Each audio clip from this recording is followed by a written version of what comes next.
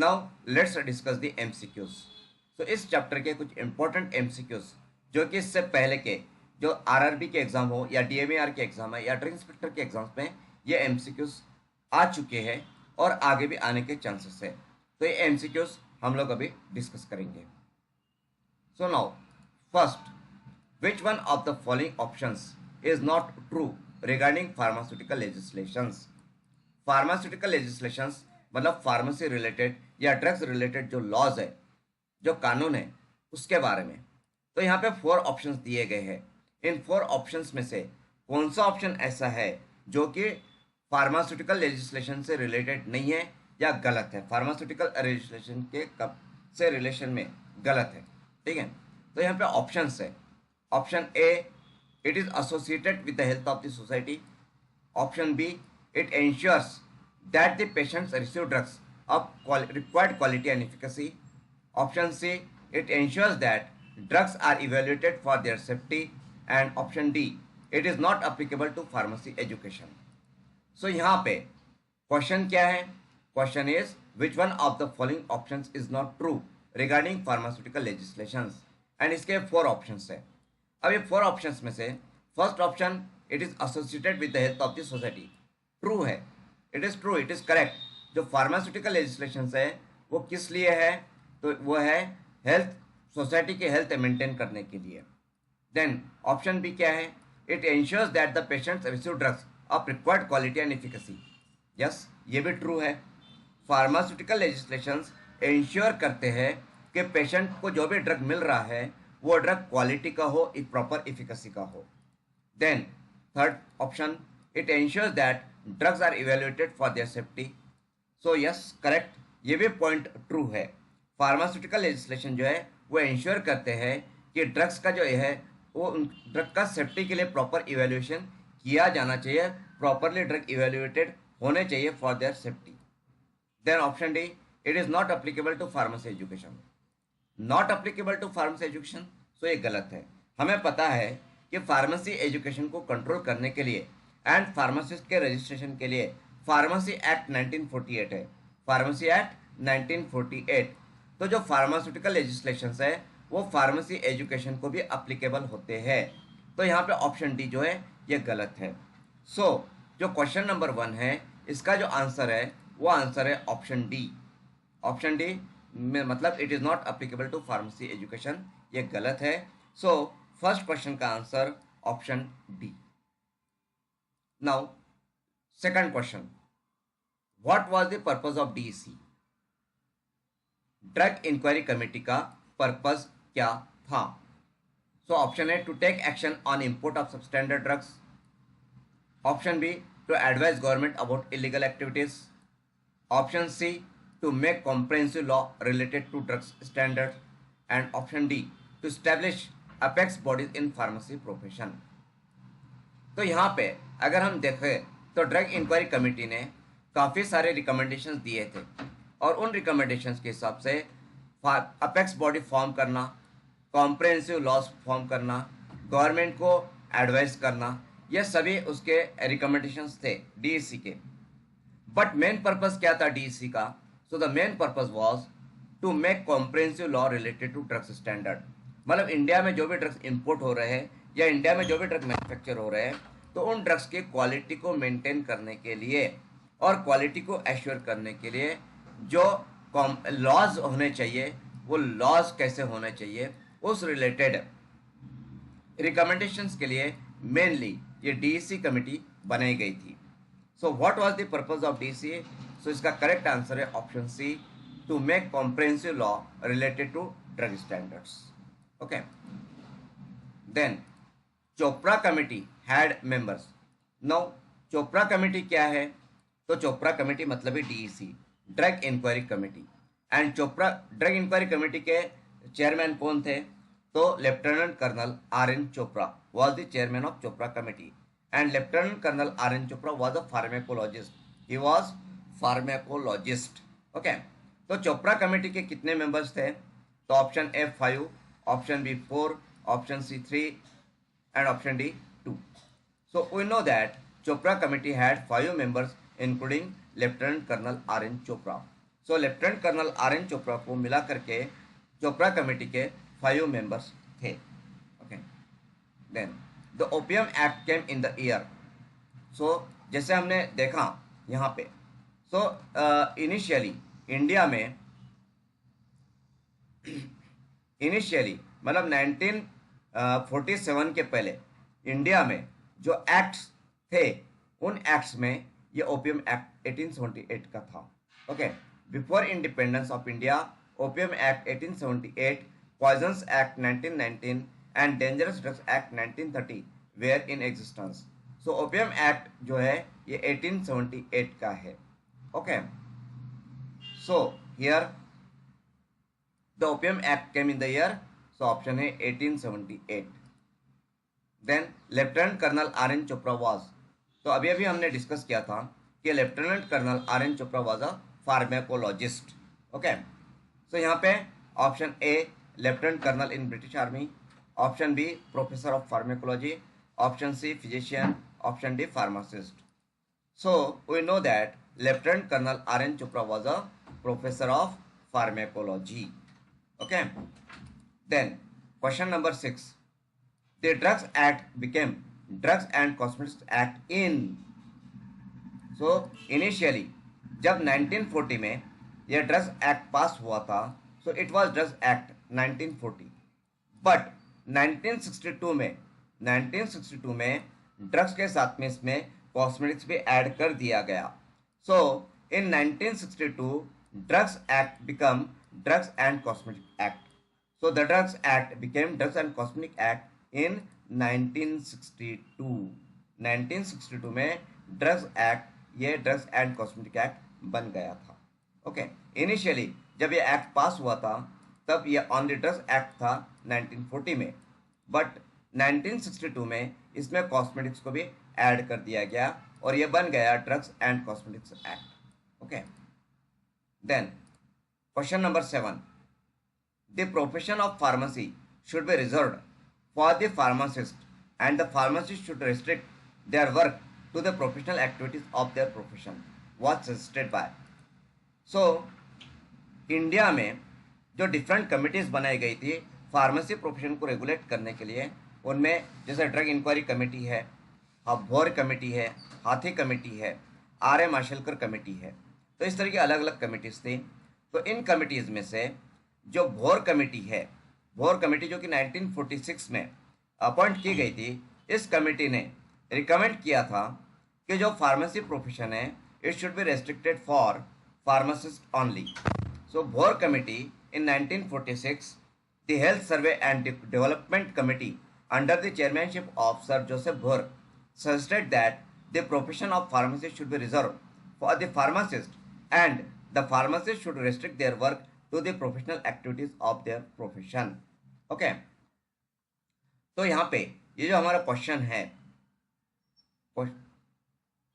तो this question number 7, the profession of pharmacist should be reserved for the pharmacist and the pharmacist should restrict their work to the professional activities of their profession was suggested by. So correct answer is option A Bhore committee. Okay, किसने suggest किया था? Bhore committee ने. Option A is the correct answer. Then question number 8, pharmacy act 1948 was based on the recommendations of the. किस कौन सी कमेटी के recommendation पे फार्मेसी एक्ट 1948 बेस्ड है? तो जैसे हमने यहाँ पे पढ़ा, डिस्कस किया कि ड्रग्स हमारा DC drug inquiry committee and ये भोर कमेटी, इन दोनों कमेटी के बेस पे फार्मेसी एक्ट 1948 आया है. सो देखिए यहाँ पे ये स्टेटमेंट हमने डिस्कस किया है, based on the recommendations of the Chopra committee, मतलब डीईसी, एंड द भोर committee, the government of India brought fourth the pharmacy bill in 1945 and it took the shape of the pharmacy act 1948. So pharmacy act 1948 ये कौन सी committees के recommendations पे based करता है? तो pharmacy act 1948 ये Chopra committee मतलब ड्रग इंक्वायरी कमेटी मतलब डीसी एंड भोर कमेटी, इनके रिकमेंडेशंस पे बेस्ड है. ओके, सो यहाँ पे question number 8, pharmacy act 1948 was based on the recommendations of the A Chopra committee, correct है. बी भोर कमेटी, करेक्ट है. C, both A and B committee. Yes, both option A and B. So the correct answer is option C, both A and B. Then question number 9. A full-fledged Indian Pharmacopoeia committee was constituted under the chairmanship of in. तो for the first time जो Indian pharmacopoeial committee बनाई गई थी वो बनाई गई थी 1948 में, okay, under the chairmanship of doctor B.N. Ghosh of Calcutta. Okay, so Indian pharmacopoeia committee, so in 1948 a full-fledged Indian Pharmacopoeia committee was constituted under the chairmanship of doctor B.N. Ghosh of Calcutta.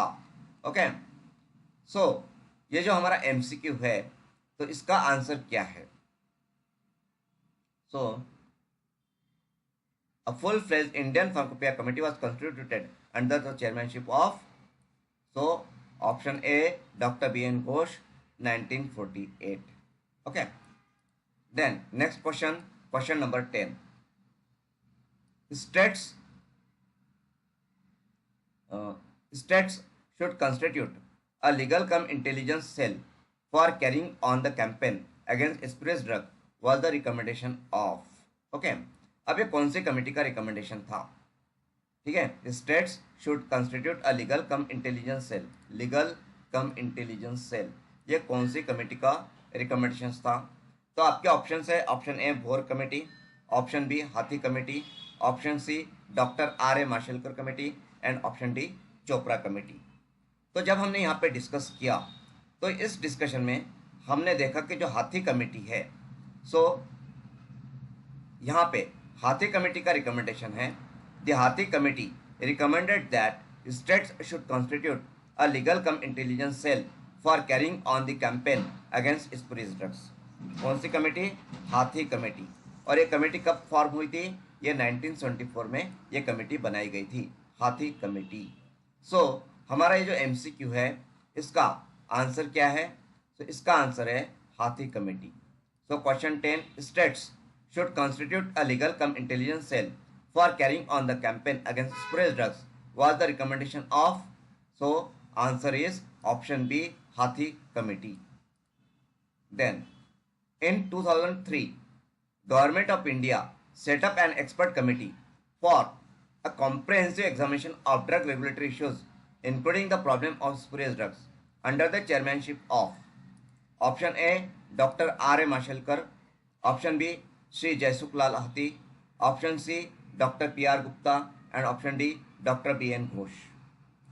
सो 2003 मतलब ये अभी लेटेस्ट कमेटी बनाई गई थी और ये जो committee बनाई गई थी ये डॉक्टर R.A. माशेलकर के अंडर में बनाई गई थी, under the chairmanship of doctor R.A. Mashelkar. तो यहाँ पे हमने माशेलकर कमेटी के बारे में यहाँ पे हमने रीड किया है. So expert committee under the chairmanship of doctor R.A. Mashelkar. So in 2003, Government of India set up an expert committee for a comprehensive examination of drug regulatory issues, including the problem of spurious drugs, under the chairmanship of Dr. R.A. Mashelkar, Director General CSIR. Okay. So यहाँ पे ये जो हमारा question number 10 है, sorry question number 11, question number 11 का जो answer है that is option A, doctor R.A. Mashelkar, 2003. Okay, now question number 12, DEC stands for, very easy question, हम सभी को इसका आंसर मालूम है. So DEC is Drug Inquiry Committee. It is the Drug Inquiry Committee. Okay, so don't get confused. DEC is Drug Inquiry Committee. Then DEC was constituted under the leadership of option A, Professor M.L. Shroff, option B, Mr. Praful Chandra Ray, option C, Ramnath Chopra and option D professor T.K. Gujjar. अब अगर हम यहाँ पे देखें तो professor M.L. Shroff, he is the father of pharmacy education in India. Professor M.L. Shroff क्या है? तो professor M.L. Shroff is the father of pharmacy education in India. ठीक है. Then mister Prafulla Chandra Ray, he is related to pharmacy industry. इन्होंने first time pharmacy industry India में शुरू किया था, pharma company, pharma manufacturing unit शुरू किया था mister Prafulla Chandra Ray. Ramnath Chopra is the lieutenant colonel R.N. Chopra. Ramnath Chopra is lieutenant colonel R.N. Chopra who was a pharmacologist and he was the chairman of DEC. So DEC किसके under में constitute की गई थी? So DEC was constituted under Ramnath Chopra, that is Lieutenant Colonel R.N. Chopra. He was a pharmacologist. Okay, ठीक है. So the correct answer for option 13 is, correct answer for the question number 13 is option C, Ramnath Chopra. Then question 14, what was the reason to establish Chopra Committee? Okay, so first option A, export of cheaper drugs. Option B, import of substandard drugs. Option C, price control of essential drugs. And option D, to set education regulation for pharmacy. So ये जो Chopra committee है, ये Chopra committee 11 अगस्त 1930 को establish की गई थी. 11 अगस्त 1930 को by the British government. And उस समय इंडिया में जो भी modern medicine, allopathic medicine import हुआ करती थी, तो उसके क्वालिटी को लेकर के बहुत सारे सवाल थे. क्वालिटी मतलब जो इंपोर्ट होता था वो क्वालिटी इंपोर्ट नहीं था. ओके, सभी spurious drugs, miss branded drugs का इंपोर्ट इंडिया में हुआ करता था. तो उस समय ये जो इंपोर्ट है, जो इंपोर्ट होता था ड्रग्स का, तो उस इंपोर्ट को कंट्रोल करने के लिए, क्वालिटी ऑफ ड्रग को मेंटेन करने के लिए ब्रिटिश गवर्नमेंट ने DEC कमेटी या चोपड़ा कमेटी बनाई थी. So what was the reason to establish Chopra committee? तो इसका आंसर है option B, import of substandard drug. Okay, तो ब्रिटिश गवर्नमेंट के समय में ब्रिटिश गवर्नमेंट को जो भी मेडिसिन लगती थी, एलोपैथिक मेडिसिन, मॉडर्न मेडिसिन, वो इंडिया में बनती नहीं थी, उसका इंपोर्ट करना पड़ता था इंडिया में. और इंपोर्ट जब करते थे तो इंडिया में कोई स्टैंडर्ड्स थे नहीं, ड्रग्स के क्वालिटी को लेकर के उस समय कोई स्टैंडर्ड्स नहीं थे. तो इसीलिए जो सब स्टैंडर्ड ड्रग्स का इंपोर्ट होता था, उस इंपोर्ट को स्टॉप करने के लिए और ड्रग्स के स्टैंडर्ड को बनाने के लिए, स्टैंडर्ड्स डेवलप करने के लिए ब्रिटिश गवर्नमेंट ने चोपड़ा कमेटी मतलब DEC फॉर्म की थी. Then question number 15, who was the first chemist in India? So answer option is option A Aristotle, option B Galen, option C Bathgate and option D Ramanujan. So first chemist in India was Bathgate. Okay, ये जो बाथगेट थे, mister बाथगेट, ये British east India company के साथ में India में आए थे. ब्रिटिश ईस्ट इंडिया कंपनी के साथ में इंडिया में आए थे और उन्होंने कलकत्ता में फर्स्ट केमिस्ट शॉप ओपन किया था. Then what was the outcome of DEC? So drug inquiry committee का आउटकम क्या था? सो ड्रग इंक्वायरी कमेटी के बेस पे first import bill 1937, then drug act 1940, C both A and B and D education regulation. So drug inquiry committee के recommendation के base पे British government ने first import bill 1937 लाया, उसके बाद में ड्रग एक्ट 1940 लाया. So both A and B ये आउटकम है ड्रग इंक्वायरी कमेटी के. ओके, सो क्वेश्चन नंबर 16 का आंसर है option C, both A and B. Then question number 17, pharmaceutical legislation in India is mainly associated with option A, growth of pharmaceutical companies in India, option B, the health of the society, option C, pharmacy education in India, and option D, sale of pharmaceutical products in India. अगर हम India में pharmaceutical legislation की बात करते हैं, pharmacy related loss की बात करते हैं, कानून की बात करते हैं, तो ये सभी उसमें आ जाते हैं. मतलब फार्मास्यूटिकल लेजिस्लेशन की वजह से ग्रोथ ऑफ फार्मास्यूटिकल कंपनीज अच्छा होता है, हेल्थ ऑफ द सोसाइटी भी मेंटेन होता है, फार्मेसी एजुकेशन का स्टैंडर्ड्स भी बढ़ता है, एंड जो सेल होता है फार्मास्यूटिकल प्रोडक्ट्स का, उस पर भी रेगुलेशन आता है, कंट्रोल आता है. बट ये चारों ऑप्शन में से मोस्ट इंपॉर्टेंट ऑप्शन जो है, बेसिक ऑप्शन जो है, जिसके लिए मेनली फार्मास्यूटिकल लेजिस्लेशन इंडिया में आए हैं, तो वो है health of the society, to maintain the health of the society. So main purpose जो है फार्मास्यूटिकल लेजिस्लेशन का in India, that is to maintain the health of the society. So question number 17 का जो करेक्ट आंसर है that is the option B, the health of the society. Then question number 18, price control over drugs was first introduced in India by drugs display of prices order. So जो drugs price control order है वो सबसे पहले कब आया India में? तो option A 1940, option B 1962, option C 1966, option D 1995. So ये जो ड्रग प्राइस कंट्रोल ऑर्डर है, so for the first time ये हमारे इंडिया में आया है 1962 में, जैसे कि हमने यहाँ पे डिस्कस किया था। So price control over drugs was first introduce in India by drugs display of prices order 1962। Actually 1962 में इंडिया चाइना वॉर हुआ था, और इंडिया चाइना वॉर की वजह से जो ड्रग्स के प्राइसेस थे, मेडिसिन के प्राइसेस, वो बहुत हाई चले गए थे, वो अफोर्डेबल नहीं थे कॉमन पब्लिक के लिए। तो उस समय एसेंशियल मेडिसिन के प्राइस को कंट्रोल में रखने के लिए गवर्नमेंट ने ये जो है प्राइस कंट्रोल ऑर्डर ये लाया था। तो price control over drugs was first introduce India by drugs display prices order. So इसका करेक्ट आंसर है option B 1962। Okay, then question number 19, the Indian British government appointed a drug inquiry committee under the chairmanship of lieutenant colonel RN Chopra on. So ये हम already discuss कर चुके हैं। So it was appointed a committee, it was appointed on 11 अगस्त 1930। Okay, ये हम लोग यहाँ पे डिस्कस कर चुके हैं 11 अगस्त 1930। Okay, then question number 20, question number 20, which one of the following acts was repealed by the Central Goods and Services Tax Act 2017। तो जीएसटी जो है, जीएसटी की वजह से कौन सा एक्ट रिपील हो गया है या अभी उसका एप्लीकेशन नहीं रहा है? So option A narcotic drugs and psychotropic substances act, then option B the food safety and standards act, then consumer protection act and the medicinal and toilet preparation excise duties act 1955। तो GST आने की वजह से ये जो act है, the medicinal and toilet preparation excise duties act 1955, ये obsolete हो चुका है। इसके जगह the medicinal and toilet preparation act की जगह पे अब जीएसटी आ गया है। ओके, तो इस तरह से ये चैप्टर 1 हम लोगों ने यहाँ पे डिस्कस किया है फार्मास्यूटिकल ज्यूरिस्प्रूडेंस का, एंड उसके जो इंपॉर्टेंट एमसीक्यूज है वो एमसीक्यूज को भी हमने डिस्कस किया है। तो आज का ये लेक्चर हम यहाँ पे कंप्लीट करते हैं, स्टॉप करते हैं। कल हम लोग drugs and cosmetic act continue करेंगे।